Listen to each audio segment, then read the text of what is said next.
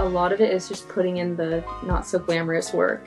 And yeah, like I really resonate with, like, there was points in time where, it wasn't looking very good for me, but I put my head down and I just kept working and kept working, and I just never let the answer be no. That was Taylor Roe on today's episode of the podcast, today's episode of the Running Effect podcast. I'm your host, Dominic Schluter. A lot of people think it's Schluter. I'm glad you've clicked on today's episode because it's a good one. It's a conversation with one of the most up-and-coming distance runners, road runners in the U.S., in the world, quite frankly. I think she's going to do a lot of big things on the world stage in the years to come. Taylor Roe, she used to run for Oklahoma State. She was an NCAA champion in the indoor 3K, as we actually talk about in today's conversation. But she joined the show freshly off of a scorching 107, so 67-22 half-marathon victory at the USATF Championships on March 2nd in Atlanta, Georgia. She has been on fire recently, and she's doing a lot of big things in the sport of running, in the sport of road running. She's running the 10 this upcoming month on the track. Excited to see her throw down. But this conversation just recaps her journey in this sport, how she's gotten to where she is today, what she wants to accomplish in the sport, her half marathon victory, how she feels like that's given her confidence for the future, raised her ambitions for what she thinks is possible, and so much more. I thoroughly enjoyed this conversation. I'm very confident you guys will as well. And if you do, share it with a friend, a teammate, a family member, everyone you know. Let's blow up the podcast. That's my greatest desire, and you can help me out by sharing it with 10 people you know. Give us a 5-star review, hit the follow and subscribe button so you never miss another episode. And enjoy this conversation. Go on a run, go clean the dishes, go on a walk, and enjoy my conversation with the one and only Taylor Roe. Taylor Roe, welcome to the Running Effect podcast. How are you doing this afternoon? I'm doing good. How are you? Doing really good. Excited for this conversation. I've wanted to have you on for a while now, and I think that everything happens for a reason, because we were talking a little while ago about you coming on, and I'm kind of glad we waited because some things have happened, some titles have been won, some people have been hit by cars. There's a lot that we can go down in this conversation. Yeah, I mean, it's entirely my fault. I've definitely not been good about responding to Instagram DMs, but that's on me. But hey, like we said, there's definitely been some interesting things that have happened since the initial message, so it's a good thing. Yes, 100%. Going back a little bit in time to your years at Oklahoma State University, because this weekend, we're recording this on a Wednesday, this Friday is kind of when things kick off with the NCAA Indoor Championships. What are your fondest memories of those days and those years, and do you miss it at all? Oh my gosh. No, I miss it. I think I was like ready to like move on from college, like, I don't know, try like something new as far as moving into a more professional career, like different setting. But no, I miss it. I definitely had major FOMO during cross country. I mean, up to like the NCAA championships, the men were looking really strong. And I remember, I think it was like Track All Access or somebody that had done like a week with them. And I just remember like, I would look at a few of the videos and just, I don't know, it was like classic Dave Smith training, like, classic, days in the life. And that made me really miss it. Yeah, I just really miss the people, honestly. I mean, I have a good relationship with Dave Smith and just all the assistant coaches there. Actually, one of my roommates from last year, he's now a graduate assistant there. And now, like, graduate assistants can now be, obviously, have more, like, coaches roles. Like, they can now, like, kind of call recruits. So it's so funny to, like, joke with him that, like, I don't know, just a year ago, I was like living with him, he was on the team, and then now he's like calling high schoolers, and we're like, oh, how are high schoolers these days? Like, so it's been fun to like, I still feel like I keep like in touch with everybody or most people and ask how things are going. So yeah. How do you feel like those years at Oklahoma State prepared you for your current position and all the things that you've gone on to accomplish as a professional runner? Oh, I would not be in the position that I'm in right now without, OSU, Dave Smith, just even the training that I've been able to do now.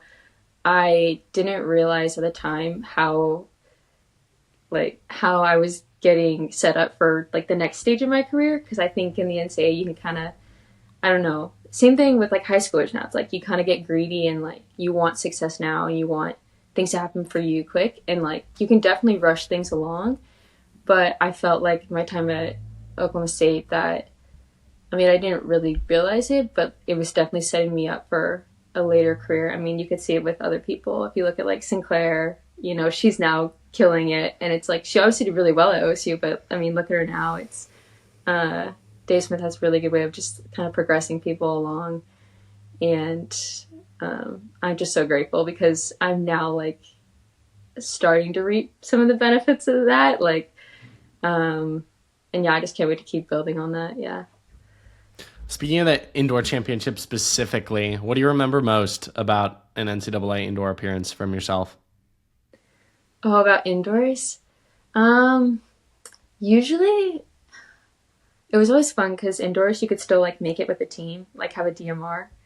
And so there was a couple years where I raced DMRs, and that was fun to like, I don't know, I feel like relays kind of relieve a lot of pressure because it's like they relieve pressure, but then there is pressure because like you don't want to be the leg that kind of stinks, but like it's nice to just kind of be, you know, in it with other people. But I don't know, indoors was always fun. But the one thing I will say about indoors is that indoors is only fun if you're fit. Because usually like with the NCAA having 3 seasons, it's really hard to be on top of it all 3. I mean, it can kind of be done, but typically one season's a little bit, you know, more of a chill version of other seasons. And so, I don't know, indoors sometimes it's like good to be a little undercooked, but then that's not super fun when everybody else is like really fit. But no, I've always had like good experiences like indoors. I always had fun traveling with people. I think that's just the one big thing about college is like you're just always traveling with teammates. There's always just like a big group with you like doing it. So yeah. Could be so off here, but wasn't there a year indoors, it may have been outdoors, where you were like in the 5K and low-key balled out? I want to say you placed second. I could totally be off here. Okay, so I was in indoor. I raced at indoors four times. So I had like, there was like the first year was like COVID, where like we had the indoor championships, and then 2 days later was like cross country nationals. Right. And that one, like we didn't really focus on indoors, but we had a DMR. So I ran a DMR, and then like 3 days later was running like cross country. But then all the other years I was in the 3K or in the 3K and 5K. And I won the 3K. She didn't play second, ladies and gentlemen. She won. That's what it was. I was like, I know you did something in indoors and you're not bringing it up. I'm like, what was it? I was like, yeah, you did something. No, that one was a shock to me and everybody. So yeah, no, but yeah, no, indoors has treated me well. So I've been very grateful for my NCAA experiences. It's been good to me, except for last year, I was in the 5K and the 3K, and in the 5K, I got second, but like I was absolutely dropped by Parker. I mean, she just ran away from me the last K, and like she was on a whole nother level than me. And then the next day I had the 3K, and I got tripped like only 2 laps in, so 400 meters in, I just like fell flat on my face and just, yeah, it was over. What do you feel like falling in a race does to you? Because I think a lot of people who haven't are confused about it. Can you speak to like the feeling you get and how zapped you are just for the rest of the race? Like, there's definitely like the physical aspect and the emotional aspect, because I will admit, like in that 3K, okay, after I fell, like it was, people were already at least like 50 meters in front of me. So like there was going to be that like, oh, like I just fell. I'm going from a dead stop to like, I have to now like try to catch these people. But then there's the emotional like, oh, like does this even matter anymore? And like, that's not a good thought to have. Like, I definitely think I could have handled that better. But I also knew that I hit my head pretty hard when I fell. So, you know, I don't know if there was a lot of clear thinking going on at that point. So, yeah. Speaking of that more exciting 3K that you won years previous, what was that race like to you? Again, it was a shock. It was a surprise. What was the emotion when you crossed the finish line? I mean, it was like just kind of disbelief. Like, I think I came into that meet. I mean, I was kind of notorious for always kind of being the last people in, like in the 3K. I was always like the 15th, 14th time. Like I never had like a flashy time coming in. And that one, I think I was like 15th on the list or 14th. Like, I mean, I wasn't like in the conversation of, you know, one of the top names. But I knew like training had gone really well. And I remember my coach just kind of introducing like, hey, like, you know, you're capable of like a really good performance here. Like, and I mean, he had the belief in me before like I really did. And like, I couldn't really see it. But he kind of like planted the seed in my head, like, hey, like, you know, like set your goals a little higher, or like don't count yourself out. And I think that was like, I don't know, really helpful to like, I felt like going into that race, I knew I had a shot. Now, did I think it was that big of a shot? Like maybe I thought I had like 5% chance, but it was just like kind of like the seed was planted in my head, like, hey, like, okay, you could do this. And like nobody else expected it of me, but like I just kind of had the like little bit silly belief in myself. And no, I think that was like, as far as I think of like proudest moments, I mean, it worked out for me, but the way that I ran it, I just like really like put myself out there and just went for it, swung for the fences, and like, hey, it worked out.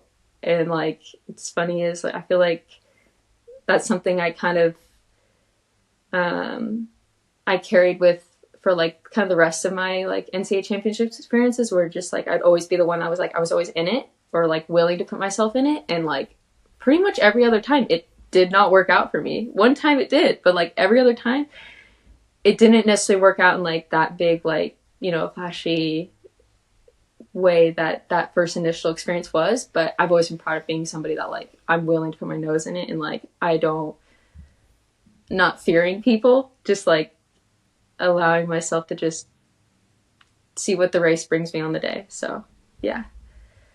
At what point in your career at OSU did you feel the inkling of like, I want to go pro and I probably can? I think, okay, my freshman year, I was a freshman. I was just not very good. And like, you know, I was really struggling. It was definitely a struggle. And like, honestly, going home for COVID was like a big, I mean, it was obviously a very unfortunate time for our country, but it allowed me to kind of go home and reset and like really think about like, okay, do I want to keep running? Do I want to do this? And like, if I'm going to keep doing this, I want to do it to the best of my ability of what, you know, my best is. And so I feel like I was able to kind of recenter, refocus, and I came back with just kind of knowing my why and like, you know, coming back with a bit more of a fire and edge. And then that first year back, I had, you know, a couple of really, I had like good performances at NCAAs. And I feel like from there, I was really lucky that I had success early on in college, where like I knew that if I continued on the same trajectory that like professional running could be like in my future, but like, you know, you staying on the same path. Because I mean, I still at that point, you know, I have 3-4 more years, like, you know, a lot can change. But I feel like from there, I kind of knew like, okay, if I keep competing at this level, or like that I could do it. And then I think a lot of it was going to come down to like, okay, is this what I want? And like, am I willing to work for this? Because I mean, people can have the talent or they can have the, you know, ability, but it's like, are you willing to like put in the work and continuously like, you know, day after day, year after year. So yeah. What are some of those simple, small moments that looking back, you really appreciate about your collegiate years? The things that aren't the flashy titles or the trips to meets? Like, what are some of those everyday moments that you miss? I just liked the environment. I just like the environment. And college is so hard. Like, you change so much. I think of the person I came in as at 18 and like leaving, what, I don't know, 23. It's like, I changed so much over that time. And, you know, I went through like really hard times for me. And I think just the environment, I was really lucky that I was surrounded by people that really formed who I was. And this sounds like cheesy or whatever, but like, I'm really happy or grateful to have the people I did surround me at that time, because they've really formed me into who I am. And, you know, between like friends, coaches, staff, like, I mean, hopefully I came out a better person. Hopefully. But I think I just like miss like that environment of like you're kind of protected. Like people are looking out for you, have your, at least in my experience at OSU, is like I felt very looked after or cared for, and like me as a person, just like obviously your athletic abilities you want to grow in, but I felt like I grew so much as a person, and like that's something to be proud of, is like, okay, I left here better than when I came, hopefully. So yeah, I don't know, I just like miss the people. Yeah. We talked about that moment that you realized you wanted to be a professional athlete. Bridge the gap between that and ultimately joining the group that you're a part of now, and what made them stand out over other options and opportunities. Yeah, I mean, okay, well, my dream of being a professional athlete began like, I mean, when I was like grade school, so young. I mean, this is kind of a funny thing of so my dad, for Christmas, like he would give us he wouldn't like give us like gifts, he'd give us experiences. He'd basically say like, okay, what is like something you want to do this year, like a trip, or like, I don't know, doing something just like with him, because I grew up in like a bigger family, so it was like you're like, you know, one thing you could do with your dad or whatever. So, and I would pick, there's 2 years in a row I picked to go to NCAA's like track. Like I was like 13 or 14 years old, but I was like, no, I want to go watch NCAA outdoor championships, like Eugene, Oregon. And because I would just like loved running, and like I thought it was so cool, and I looked up to like college athletes, and I thought they were just the coolest people, I don't know, or just like so fast. And it's funny because then kind of getting to that point later on, I'm like, wait, people pay to come watch this? What? Like, I don't know. So that dream began, and like I have pictures of me like when I was younger. My parents would like have me like take pictures with different like college runners or different people, and it's so funny now because I'm like, you know, you think of them as like old, and then I know I got to that point in college and I'm like, I'm still so young and I have no idea what I'm doing. Like, so to have anyone look up to you, you're like, oh my gosh, like look up to somebody else. Like, but sorry, I'm getting off topic, but No, you're like, good. You're good. no, like that dream was definitely there when I was younger. And then I feel like I went through like kind of early college, later high school of like, okay, wow, like, you know, maybe this isn't going to work out for me. And when I like rededicated, refocused, and in college just kind of progressed, like I feel like the opportunities were like looking better and better as it went on, which I'm very, very grateful for. But then like my final year, I was able to like NIL was, I mean, kind of established, but at that point only like a couple people were with like brands. But going into my senior year, I kind of like started that relationship with PUMA like through NIL my senior year or fifth year. And so from there, like I started communication with like the company, and I liked what they were about. And then from there, you know, I took a visit out to PUMA Elite here in Raleigh, North Carolina, and I met the Craigs, both Alistair and Amy Craig, and I just liked what they were about, and I liked the, I don't know, diversity in the team. I feel, I don't know, like, I really liked what they were about, and, I don't know, it felt cool to, kind of be a part of, like, a company that I feel like is, like, still, like, it's, like, people don't know about PUMA, but, like, if you know about PUMA, you know, like, they know what they're doing, and, like, there's, like, they got, you know, good, I don't know, like, really good shoes. That was the one thing that, like, really shocked me, was, like, when I first got, like, shipments, it was, like, I had never owned, like, anything PUMA. Like, maybe I owned, like, Costco, like, PUMA socks. That was, like, the only PUMA thing I had. And then, like, I mean, I knew from, like, putting on, like, their shoes, and, like, especially, like, I don't know, like, their new shoes, like, Fast Stars or, like, DV8s, like, the more your quote-unquote, like, super shoe or whatever, I was, like, blown away. I was like, this is better than anything I've, you know, put on my feet before. Like, why have I not heard about PUMA? Like, why do people not talk about this? So I feel like I was lucky to be like, oh, I'm kind of in on like this like secret. And I like really hope that PUMA like expands more and like people really like, I don't know, give them more of a chance. But yeah. They're going somewhere. Buy PUMA Yeah. stock, everyone. Buy PUMA Yeah. stock. Taylor said so.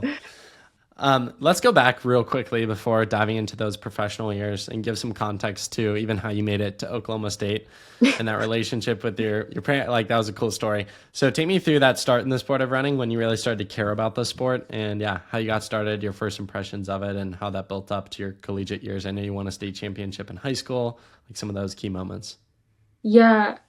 So I was really lucky that my family, both my parents ran in college. And so, I mean, they were the stereotypical, like, I don't know, college relationship, the one that like actually worked out, bet on the team together. And so I was like really blessed with genetics. And then also just like blessed to be in like, I don't know, a family that like was into running. All my siblings have like tried running at some point. And so honestly, I was just following in like my older siblings, like just following by them, just looking up to them. And what really got me started was just the mile in PE. I mean, I was like, if we ran a mile, I was the only one excited, and I was, always keeping tabs of. I would come running home, be like, "Mom, Dad, guess what I ran the mile this week?" And like just being so excited, like seeing little progressions there, or just like I loved that I could beat the boys. Like I just was so competitive, and I think running just gave me that like outlet that I needed to just be like really competitive with something, or and yeah, no, so like my younger years was definitely just like simple things, like just going out, running around PE, and like looking up to older siblings. And then it definitely turned once I got to like high school, realizing like, okay, how do I make this, like, I feel like that's the one thing I'm so grateful to my parents for, is they made running enjoyable and fun, and they never allowed me or like took it too seriously. They allowed me to just kind of progress along. And I mean, I think of like high schoolers now, I'm like, I don't know if I would be recruited like I was in high school, just because I think there's like a different level that high schoolers are at now, which is insane. I mean, in high school, like, I don't know, we would just like, it was,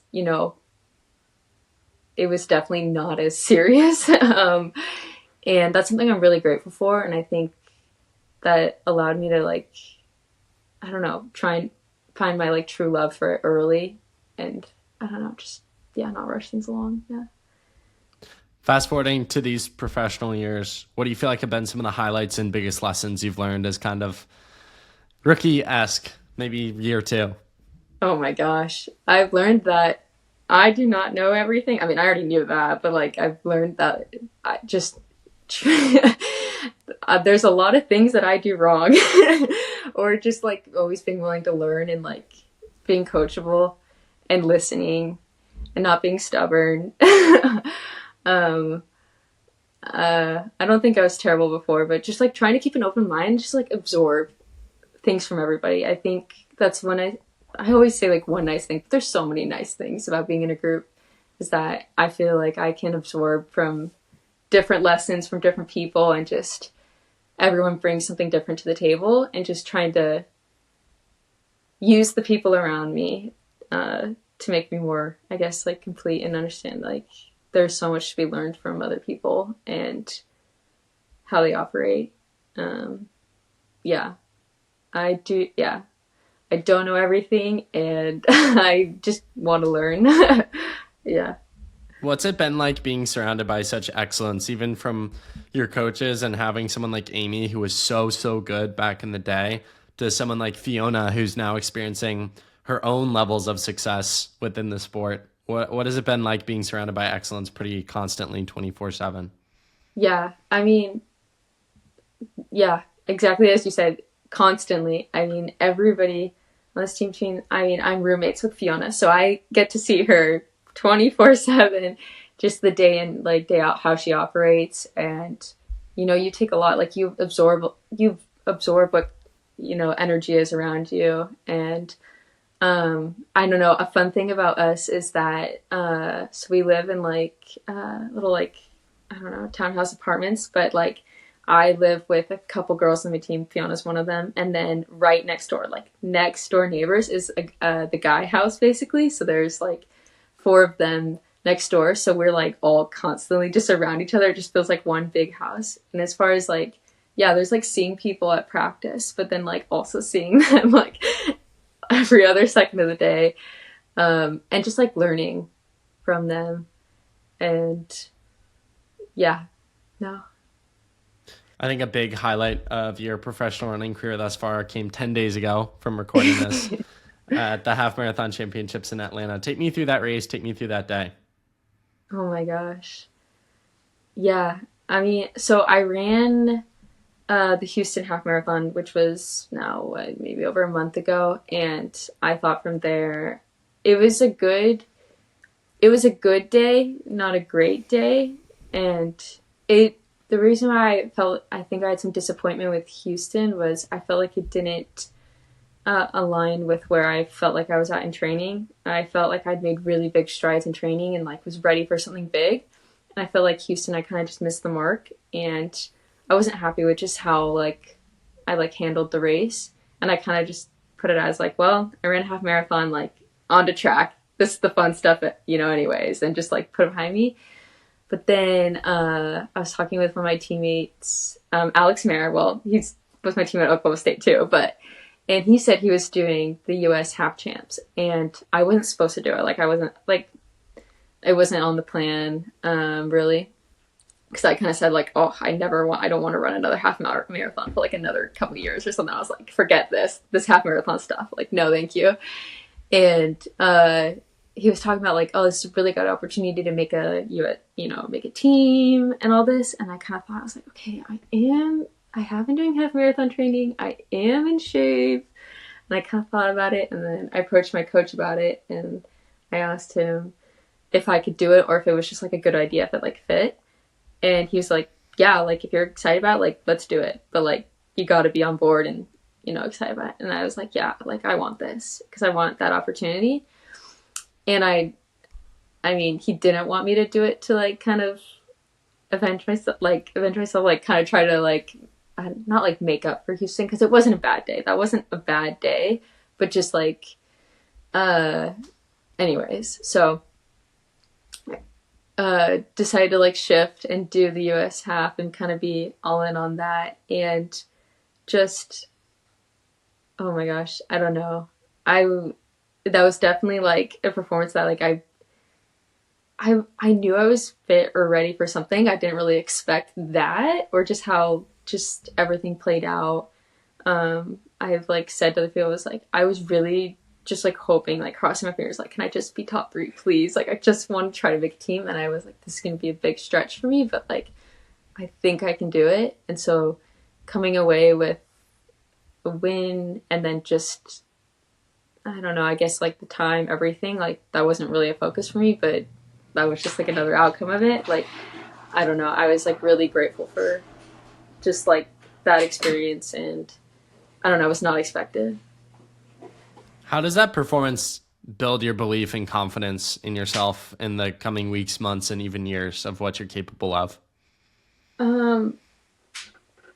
Yeah, it definitely, I don't know, opened my eyes. Like I hadn't like had, it was definitely another level that I've never competed at before. And so it definitely like brings confidence to know that like, okay, I can compete with like these professional women, like, okay, we're transitioning from college. Like, I can compete, I can put my nose in it. And like, yeah, I know, definitely builds a lot of confidence there just to know that like, okay, I can compete and like on the right day, like, who knows what can happen. So yeah.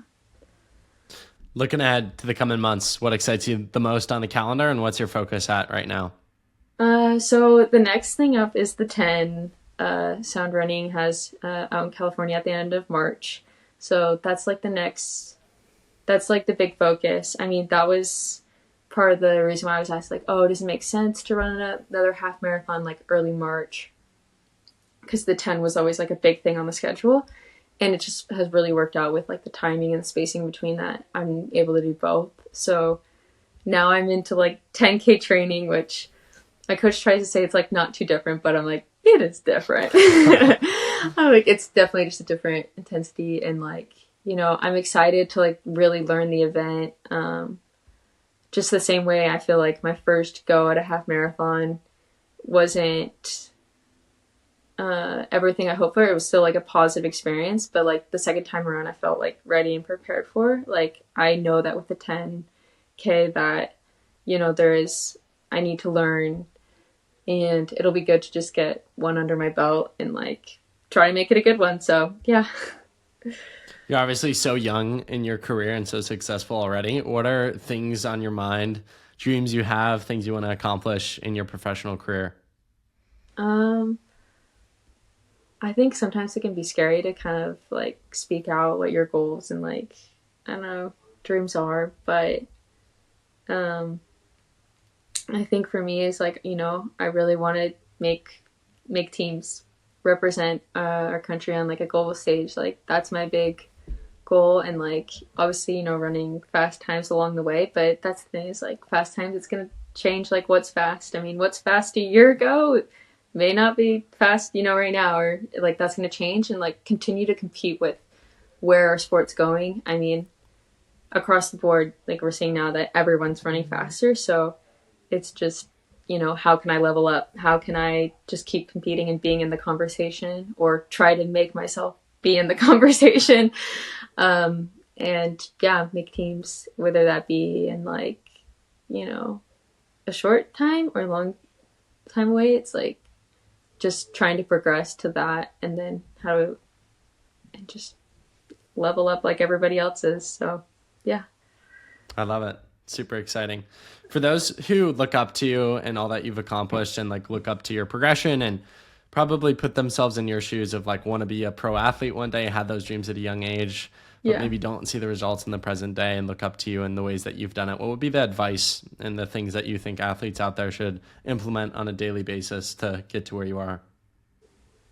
Just, it's, you know, I was there. Like there was a point in time where, you know, running even in college or running professionally, that was not going to be a reality for me. Like there's definitely a period there where, you know, it wasn't looking promising, and I had to really, you know, figure out, okay, what do I want to get out of running? And, you know, what am I willing to do to make things happen for myself? And I just want to say that, like, to anybody, like, whether you're seeing results now or like they're coming, it's like they're coming. If you're putting in the work, they will come, and it's not going to be on the timeline that you expect or maybe hope. Like, I mean, just right now, like I feel very fortunate that I saw, you know, progress like relatively quickly,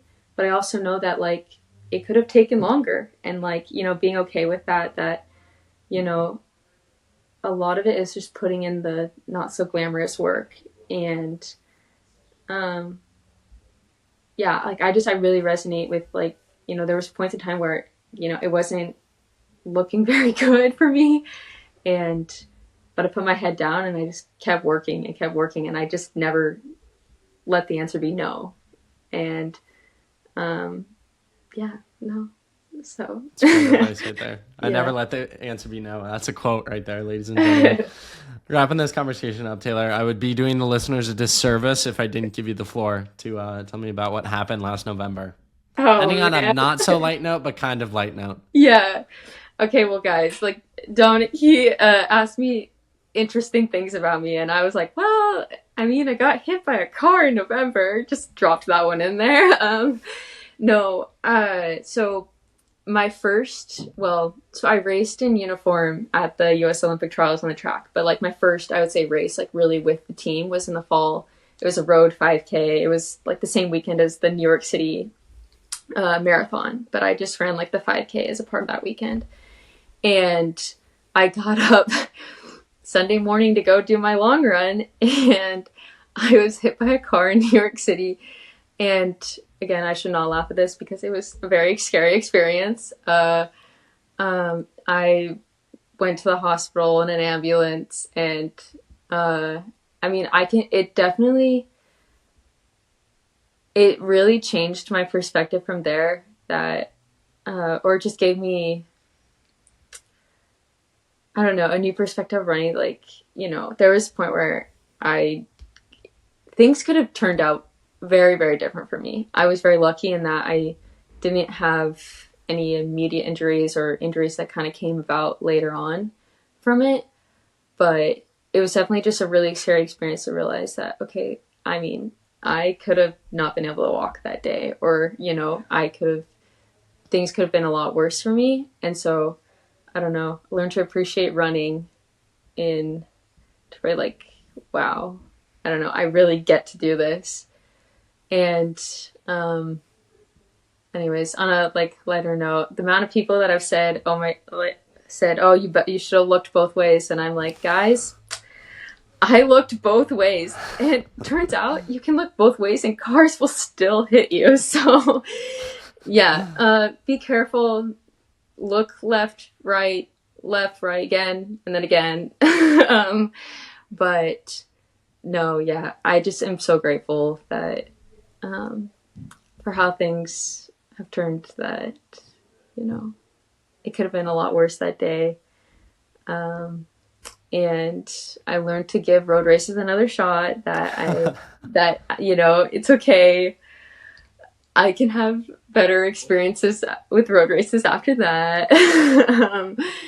But no, so. Yeah. Do you feel like that gives you a lot of perspective and gratitude during your runs these days, or like even the immediate month after, of just like, wow, as you said, this is something I get to do and I don't have to do? Yes, I mean, completely. I mean, it's a blessing. I mean, when I going through something like that, like, I don't want to take it too lightly, but it's like, you know, it's a blessing to the walk. I mean, I was able to like walk after that, you know. It could have been so much worse for me. And yeah, it just completely changed my perspective, and just really kind of taught me to slow down and like appreciate what I have, and like the things that I take as like, oh, simple little things, like, oh, like, you know, my run today, it's like, no, you get to go for a run today. So things like that.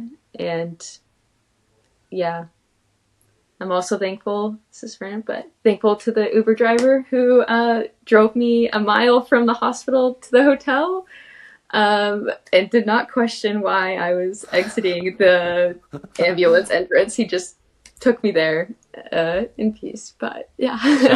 Shout out Uber driver if you're listening. Taylor, final question for you. The question I ask every guest on every single episode. If you had Gordon Ramsay coming over to your house for dinner, what would you choose to make for him? Okay. Oh man, I am simple, and I think that, well, one, I shouldn't be cooking for him. Let's be real. We need to go somewhere else. But if I had to cook for him, I mean, it's got to be like a good steak and potatoes and good bread. I am a huge bread person. Whoa. There's nothing better than like fresh homemade bread with butter. Like simple, like we got steak, potatoes, bread, like that is the meal. Can't go wrong. And I think there was somebody who like went on your I listened to your podcast one time, and there's somebody saying like, oh, like take him out for like a long run and he'll be hungry enough for anything. Yes. I know that's another thing. I know when I get back from like a double or a hard day, it's like, there's a lot of meals that I thought I was the best chef ever, but I was probably just hungry. So, you know, if you get somebody in the right state, anything can taste good. Take him on ATT and put him into the well, and he'll be hungry for anything. Yeah, so, big brain. I love it. Yeah. Taylor, thank you so much for taking the time to chat and chop it up and share wisdom and insights from your career. It's been so fun to follow along and see all the success. And 10 days ago was really, really cool because it followed you from your college days, and to see you win your first U.S. title, I know, is just an indication of all the things that you'll accomplish in the years to come, as well as all the hard work you put on. So my sincere congratulations, and know I'm supporting you and cheering you on from afar. Yeah, thank you so much.